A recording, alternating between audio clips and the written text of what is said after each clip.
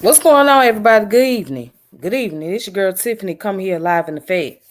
So tonight I'm going to explain my post that I posted on Facebook about the whole concept of God is a Negro or God is black, which really came about in around the time of the Black church movement and the Black nationalism before it came into the conscious community. So I'm going to explain the history of how the concept of God is black started by or why Henry McNeal was the one that believed in that, and also how the Black church and Black nationalism brought an influence into what we know today as the conscious community. All right, and it has paved the way. And many of the people that were Black nationalists, they were indeed Christians, many of them.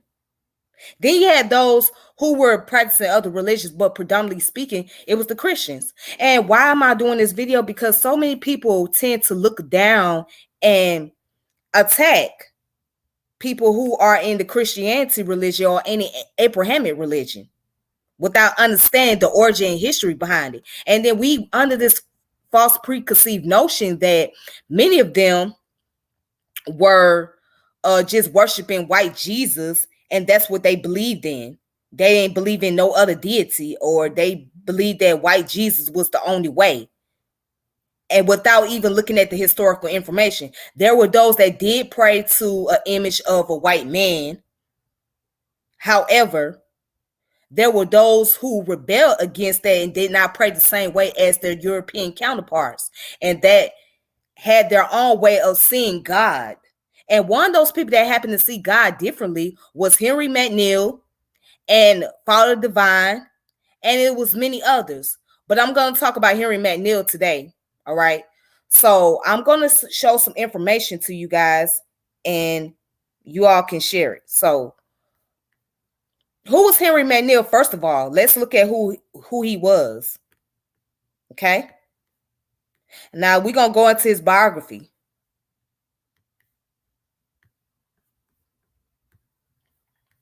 If y'all can see that screen, this is Henry McNeal right here. So Henry McNeal was a bishop, but he was not your ordinary bishop. All right. He was not your ordinary bishop. He was a very radical one. And he stood on the principle that race come first. He stood on that principle proudly. So let's look him up. So Henry McNeal was born on February 1st, 1834, and he died on May the 8th, 1915. And did I forget to mention that he also ran as a politician? Yes, he did. But check this out. He was an African-American minister, politician, and 12th elected and consecrated bishop of the African Methodist Episcopal Church. After the American Civil War, he was a pioneer in Georgia in planting new AME congregation amongst African Americans there. Born free in South Carolina, Turner learned to read and write and became a Methodist preacher. He joined the AME Church in St. Louis, Missouri in 1858, where he became a minister. Founded by free blacks in Philadelphia, Pennsylvania in the early 19th century. The AME Church was the first independent black denomination in the United States. Later, Turner had pastorates in Baltimore, Maryland, and Washington, D.C.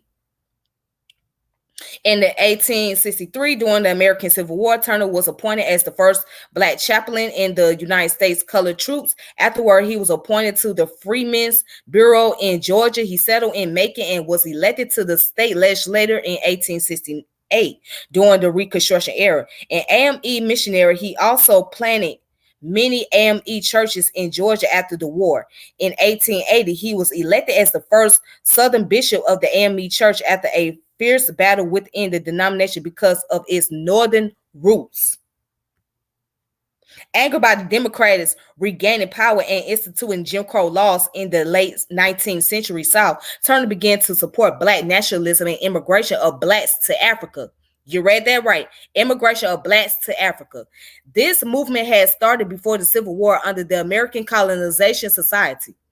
Turner was the chief figure to do so in the late 19th century. Immigration of American blacks in the Africa increased during the social disruption after World War One. All right.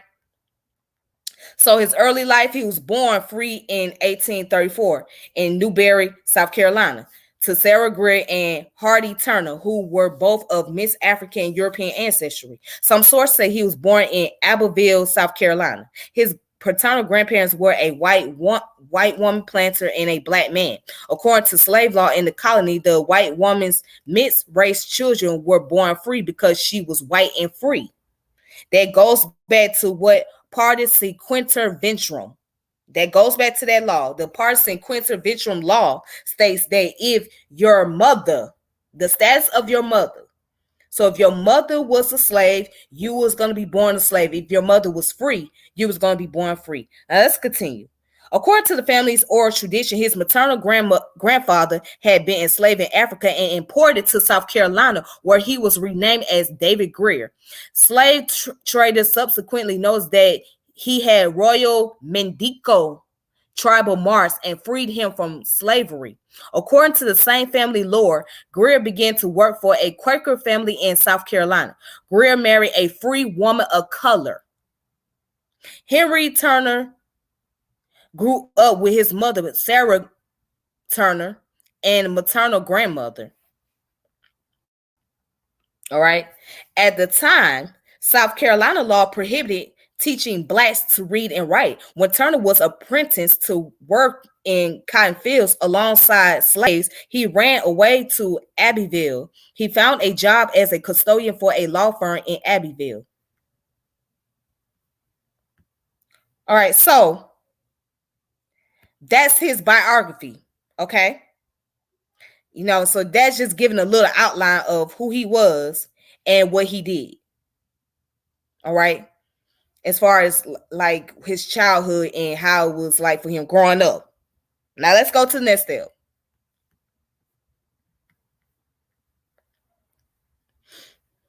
So it says at the age of 14, Turner was inspired by a Methodist revival and swore to become a pastor. He received his preacher's license at the age of 19 from the Methodist Church South in 1853. The National Church had divided into North and South units in 1844 over the issue of slavery.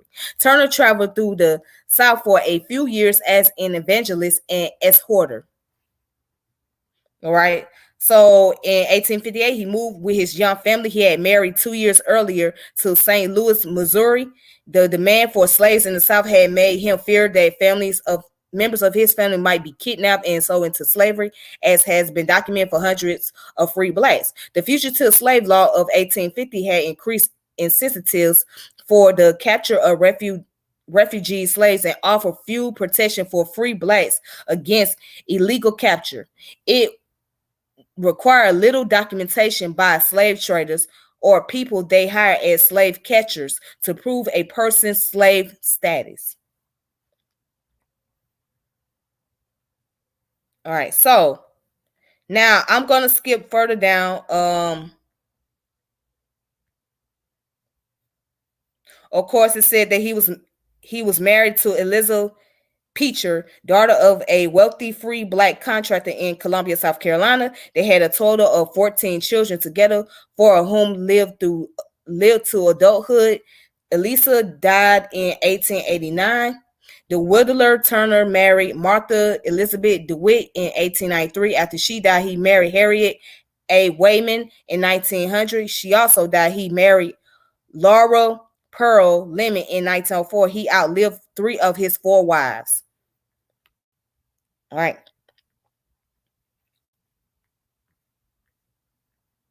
So let's go down to his political influence. Now, during the time period, many blacks became Republicans because the Democratic Party was so very discriminating towards blacks. All right. I mean, they both are discriminating, but the Democratic Party was the ones that was putting out laws on the Jim Crow and racism and all these different things. So In the post-war years, Turner became politically active with the Democratic Republican Party.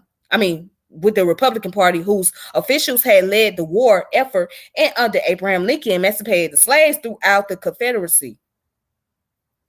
He helped found the Republican Party.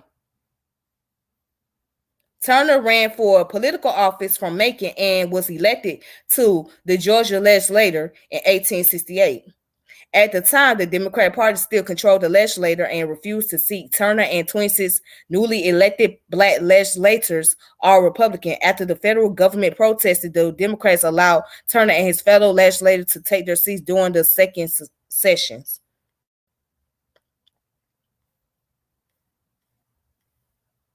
All right, so that was his political influence. Now let's go down to where it states that in 1869, Turner was appointed by the Republican administration as postmaster of Macon, which was considered a political plum. Turner was dismayed after the Democrats regained power in the state and throughout the South by the late 1870s.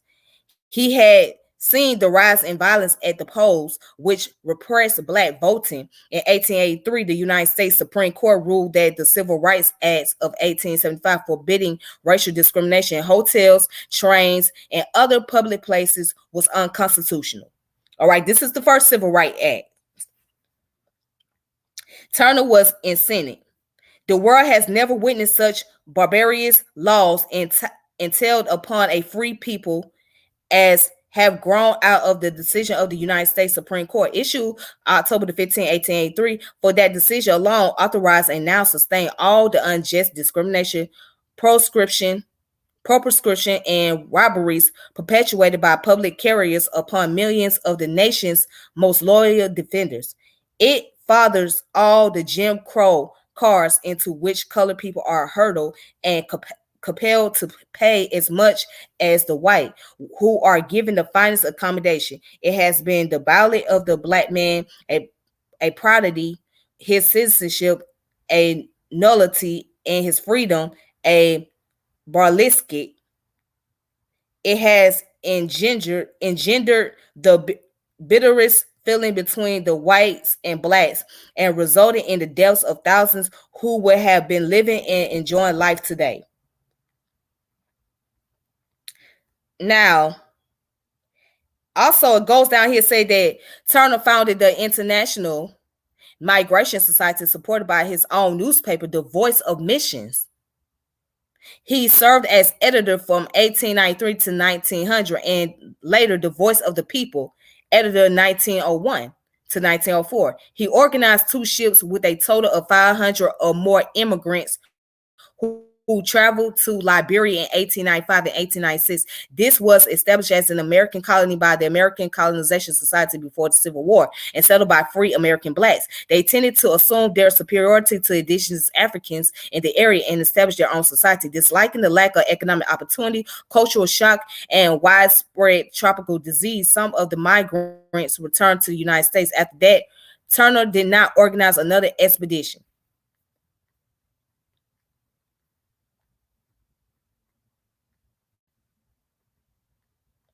So now let's look down here. Okay. This is where we're going to get to the part about his church leadership. So when I say that the church has made a way for what we know today as a conscious community, it really did.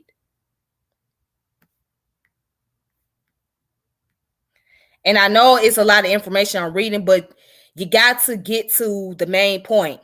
All right, you got to get to the beginning, then you get to the main point. I can't just skip on to the main point without going to the beginning. All right, church leadership. As a correspondent for the Christian Reporter, the weekly newspaper of the AME Church, Turner had written extensively about the Civil War. Later, he wrote about the condition of his parishioners in Georgia.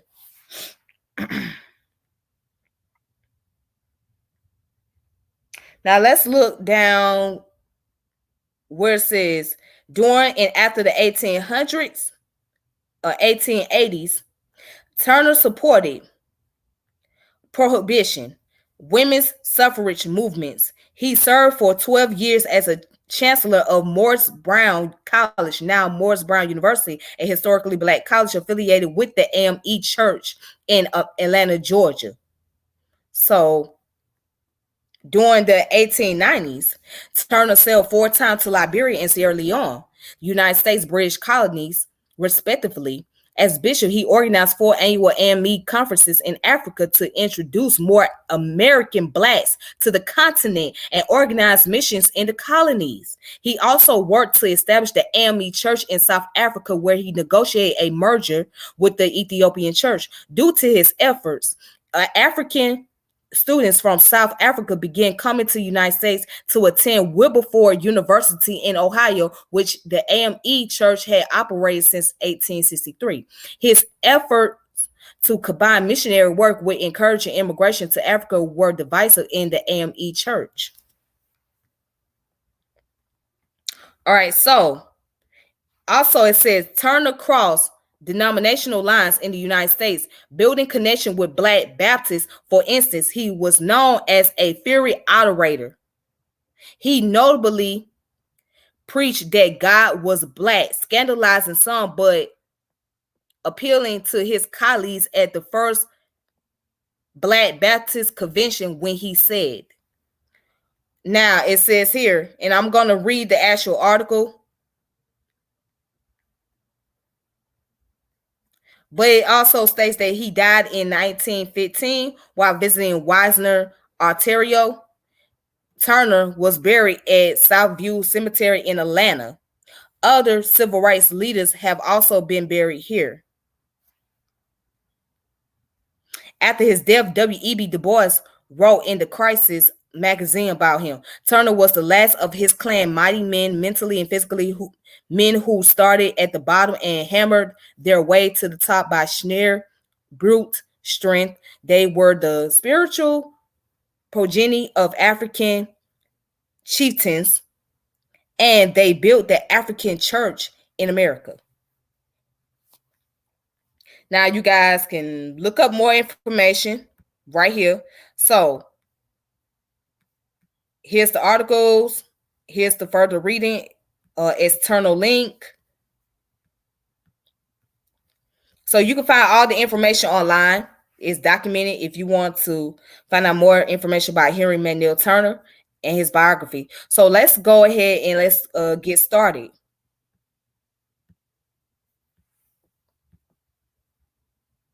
So let's get started on the concept about why he said God is a Negro. Now, remember, this is before Elijah Muhammad. This is before Farrakhan. This is before Noble Drew Ali. This is before Clarence 13S Allah. This is before what's his name? Dr. Malachi Z. York. This is before all of them. Okay? And this is before Garvey.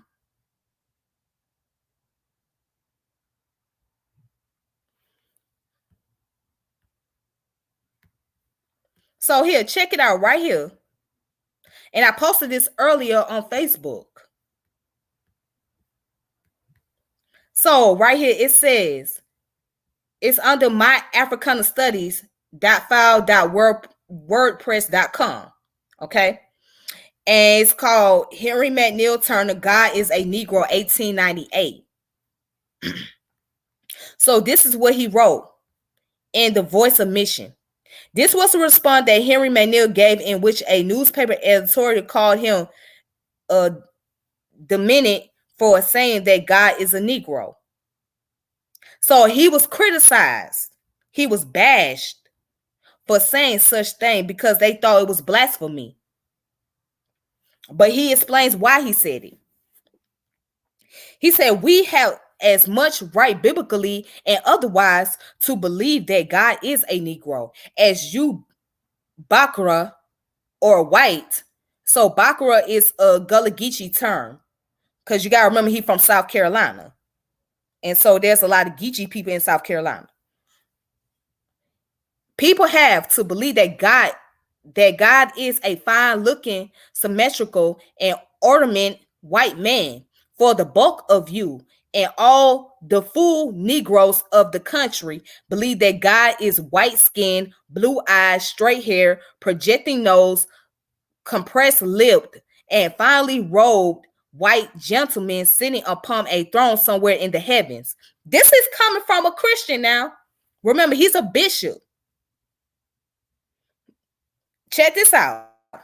Every race of people since time began who have attempted to describe their God by words and by paintings or by carvings of any other form of figure have conveyed the idea that God who made them shape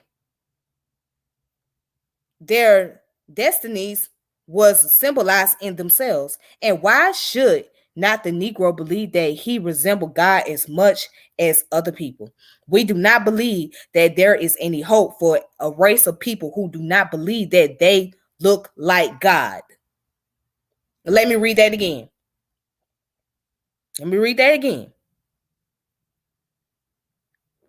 Every race of people since time began have attempted to describe their God by words or by paintings or by carvings or by any other forms or figure have conveyed the idea that God who made them and shaped their destinies was symbolized in themselves. And why should not the Negro believe that he resembled God as much as other people? We do not believe that there is any hope for a race of people who do not believe that they look like God. So, in other words, what he's saying is that God is a reflection of man. God is a reflection of man. And this coming from a Christian, a bishop of an AME church. Okay? An African Methodist Episcopal church. So for those you naysayers out there that saying that these Christians follow a white Jesus and they did not believe in black nationalism, you got it wrong. Because everybody did not follow the concept of white Jesus. Here's a man that was a bishop. He didn't believe in that. He said, nah, forget a white Jesus. Let's have God look like us. Let's make God in our own image. Because didn't it not say in Genesis that let's make man in the likeness of our image? So based on that alone, that means man is a reflection of God.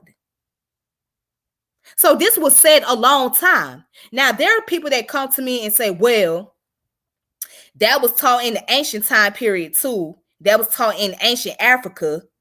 And or there was those who said something about 7,000 years ago, man was already God in origin.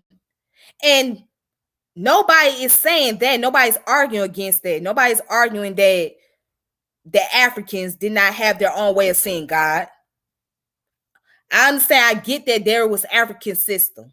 Okay, there was spiritual system. There was divination. I get all that. But I was talking about the liberation movement in the time period here in America. I was talking about the black nationalism in America. I was talking about what's going on with the black churches. So we got to admit that for those in the conscious community that making the criticism, it was the black church and its radical black nationalism that gave way and opened the opportunity for the people that you know today, for people like Elijah Muhammad, for people like Noble Drew Ali, for people like Malachi Z. York, Clarence 13 Esala. It was the black Christians. The very same people that you critique about, that you attack, it was those people. It's one thing you don't agree with their ideology or their teachings. I get that. But at the same time, they made a way for these organizations to be able to use a platform to have black nationalism. And for those of you that are Pan-Africanists or claim to be Pan-Africanists, and y'all call yourself attacking Christians, it was the black Christians that was actually Pan-Africanists in America. A lot of them were Christians.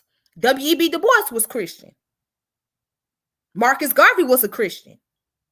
Mar Delaney was a Christian.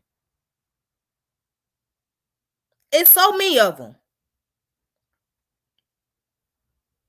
But then y'all attack W.E.B. Du Bois and not even really study his history thoroughly. And y'all just put Marcus Garvey on the pedestal. And there's nothing wrong with that. I mean, Garvey did some great things, but it was not just Garvey.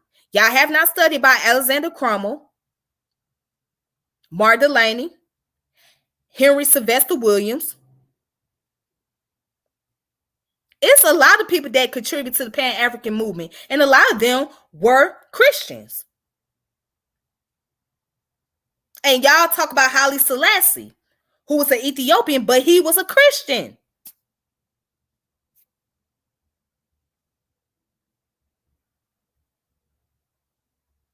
All right, so now let's go ahead and let's look up some more information.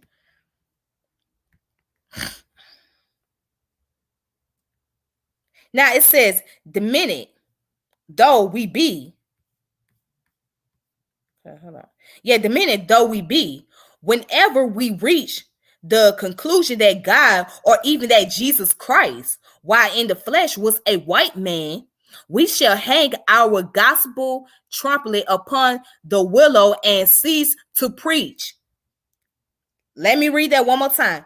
The minute though we be, whenever we whenever we reach the conclusion that God or even that Jesus Christ, while in the flesh, was a white man, we shall hang our gospel trumpet upon the willow and cease to preach. In other words, we're going to walk around here thinking that God was a white man. We might well not even preach no damn gospel. That's basically what he's saying. If you think that God is a white man, don't preach no damn gospel. You might as well just leave the church. And he was talking about in regards to black church. Leave the church alone. Because you're brainwashing the people. Why would you have them pray to something that don't look like them? If you're going to have them pray to something that identifies them, that connects them to who they are. That's why, if you heard of the Shrine of the Black Madonna, which is a Christian church, which is a black church, but you go inside the church, what you see, a picture of what's supposed to be the Virgin Mary holding the baby, which is supposed to be Jesus. So she was black. So what that represents is God is a reflection of you. That's what the symbolism is. And they operate under the concept of Pan-Africanism.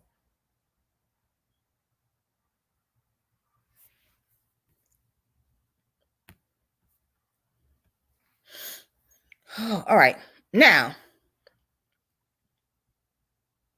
we had rather be an atheist and believe in no God, or a pantheist and believe that all nature is God, than to believe in the personality of a God and not believe that he is Negro. Blackness is much older than whiteness, for black was here before white. If the Hebrew word koshash or chasak has any meaning, we do not believe in the eternity of matter, but we do believe that chaos floated in infinite darkness or blackness millions, billions, quadrillions, and eons of years before God said, "Let there be light." And that during that time, God had no material light himself and was shrouded in darkness, so far as human comprehension is able to grasp the situation. And it says, yeah, we are no stickler as to God's color anyway, but if he has any, we should prefer to believe that it is near symbolized in the blue sky above us and the blue water of the seas and oceans. But we certainly protest against God being a white man, or against God being white at all. Abstract as this theme must forever remain while we are in the flesh.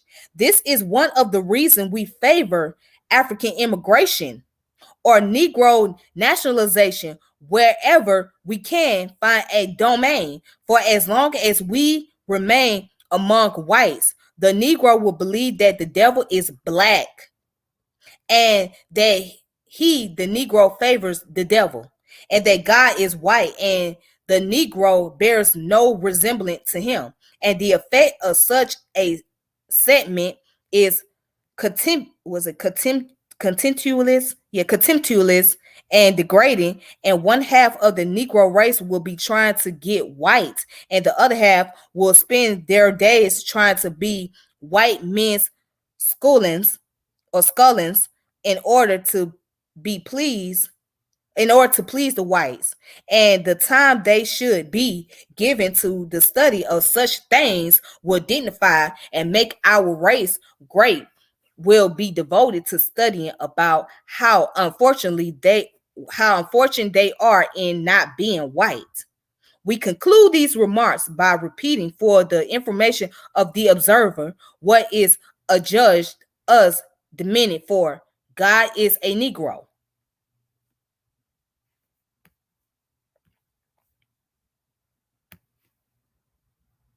God is a Negro. And that's coming from a preacher.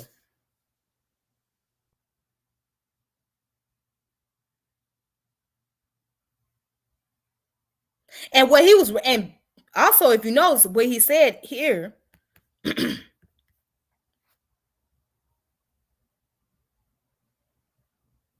he said, yeah, we are no stickler as to God's color anyways. But if he has any, we should prefer to believe that it is near symbolized in the blue sky above us and the blue water of the seas and oceans. So what he's saying that we must be able to symbolize God. And what he was speaking from the abstract point of view. Okay. So that was part of the revolution of the black church. All right. It's to see God in a different light. It's to get that white supremacy ideology out one's head and see God as the person, as themselves, as a reflection of themselves. So when you see God as a superior being, then you'll know that superior being operates within you. And that's what he was trying to get at to the people. Okay. So I'm going to go ahead and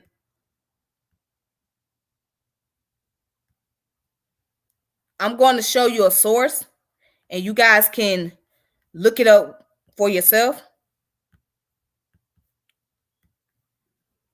So that was many books that he written, but this one right here is called Fighting the Devil with Fire. Well, this book was written by Andre E. Johnson. Okay. And it was written about the life of Henry McNeal Turner.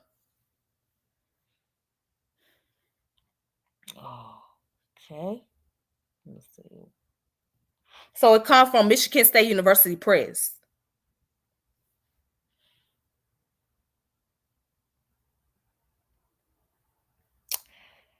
It says, Fighting the Devil with Fire, the political rhetoric of Henry McNeal during the Reconstruction.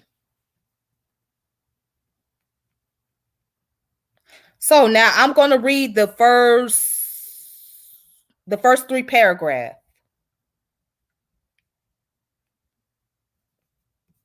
It says in November 1871, while testifying before Congress to joint select committee to inquire into the condition of the affairs of the late insurrectionary states, the chair of the committee asked Henry McNeal Turner his present occupation. Turner replied that he was minister of the gospel and a kind of politician. At the time of his testimony, he was both the presiding elder of the Georgia district in the African Methodist Episcopal Church and a member of elect of the state legislature. The reason for Turner's kind of politician reference was that on the same day that he gave his testimony, Members from the House, the State House of Representatives, had again expelled Turner from his seat and replaced him with a Democrat. When asked if his career in politics had ended, Turner acknowledged that for the time being it had. A political career could not have been what Turner would imagine for himself. Born free in 1834 in Newberry Courthouse, South Carolina. All right, so we already got that part established.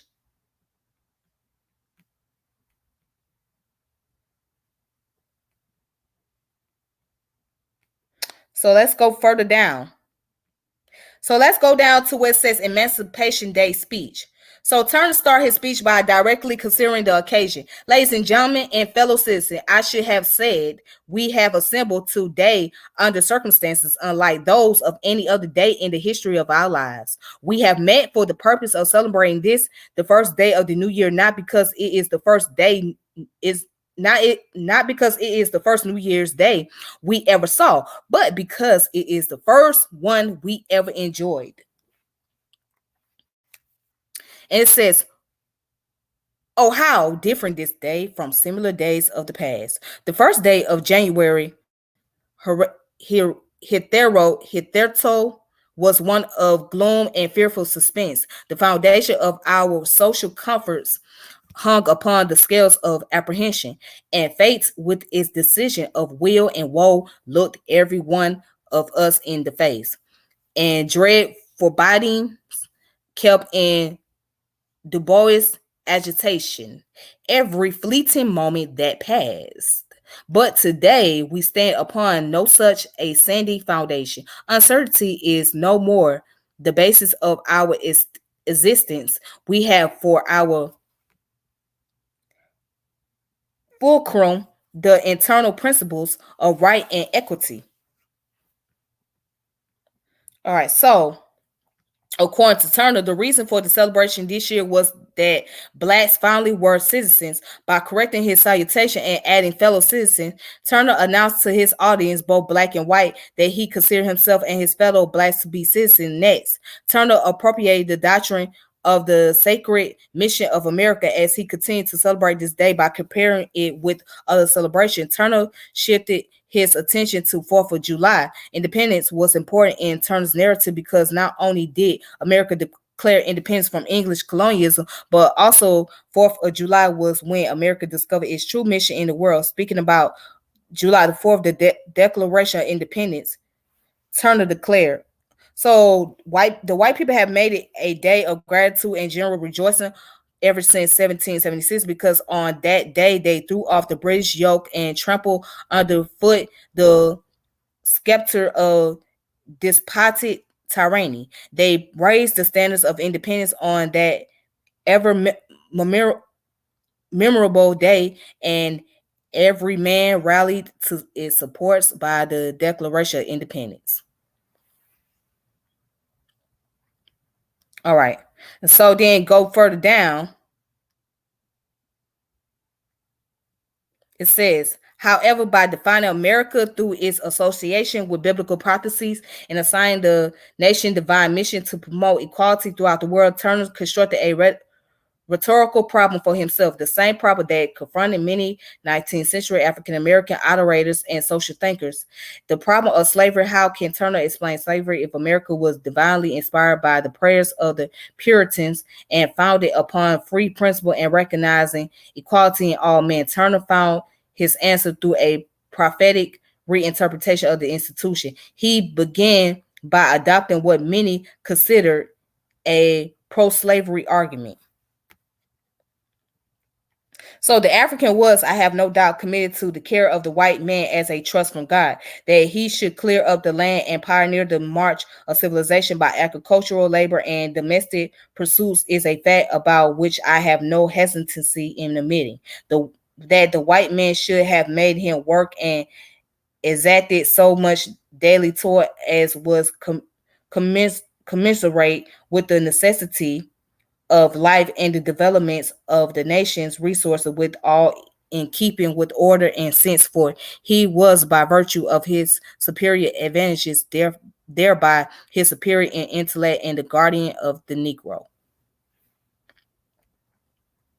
And Turner's interpretation of slavery, while sounding consolatory, was in fact very radical. By approaching a pro-slavery argument, Turner then could prophetically critique the argument by offering a reinterpretation of this sacred trust, but that the white man should bar all avenues of improvement and hold the black man as he would a horse or a cow, to face the image of God by ignorance, which the black man was the representative of, was the crime which offended heaven. We gave the white man our labor, yes, every drop of sweat which oozed from our face he claimed as his own. In return, he should have educated us, taught us to read and write at least, and to have seen that Africa was well supplied with missionaries.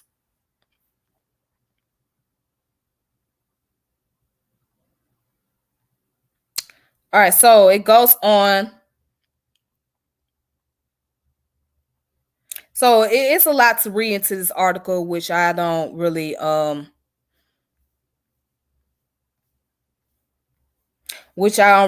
the patience to read all of this, to be honest. But you guys can go and check this out, which is called Fighting the Devil with Fire, the Political Rhetoric of Henry McNeal Turner During Reconstruction. This is Michigan State University Press. All right. So you gotta remember, at that time period, a lot of them believed that the Bible was basically based off the prophetic information about slavery. So they turned to the Bible because they didn't really know a lot of other resources to turn to. So they figured that the Bible would give them the answer as to why slavery occurred and why it happens. All right. So we can say that he was very ignorant on that level of thinking because he didn't know any better. He was only going by the Bible. He wasn't very studious.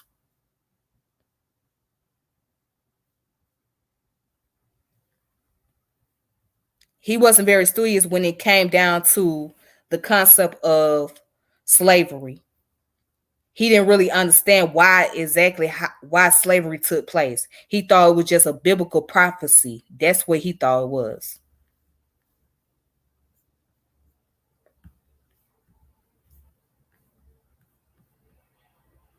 All right.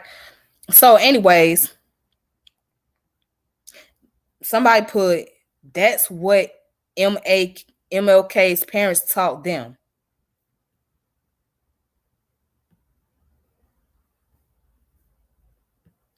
All right. Well, thank you guys for tuning in and watching. I just want to clear that up. I hope you guys enjoyed this video. So if you guys want to go ahead and subscribe to the channel, make sure you do that. Hit the notification bell, share the channel, share all the contents. Until then, I hope you all have a wonderful evening. And until next time, may peace and power be to all of you. And this is your girl, Tiffany, and I'm out. All right, then. Peace. Thank you.